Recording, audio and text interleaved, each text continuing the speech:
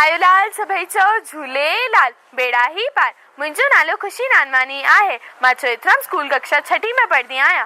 अॼु मां तव्हांजे साम्हूं हिकु कहानी प्रस्तुत कंदमि। कहानी जो नालो आहे हाथी ऐं किवली। हीअ पुराणे ज़माने जी ॻाल्हि आहे। हिकु ॾींहुं हिकु हाथीअ जो पेर हिकु किवली मथां अची वियो।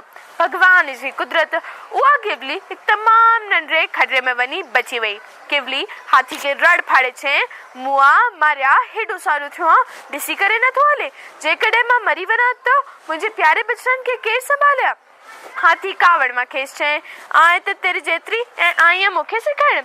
ईअं चई हाथी पंहिंजी सुंड सां किवली खे अहिड़ी त फुक ॾिनी जो किवली वीचारी हवा में उॾामंदी हाथी जे कन में पइजी वई। किवली हाथी जे कन में चक पातो।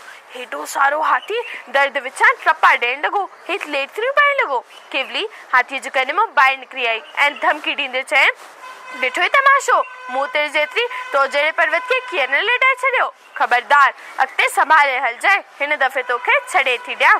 वॾा ॻाल्हि कंदा आहिनि त उन ॾींहं खां पोइ हाथीअ खे किवली खां एॾो त डपु थींदो आहे जो ॾींहं राति पंहिंजा कन विञणे वांगुरु हेॾो होॾो लुॾाईंदो रहंदो आहे।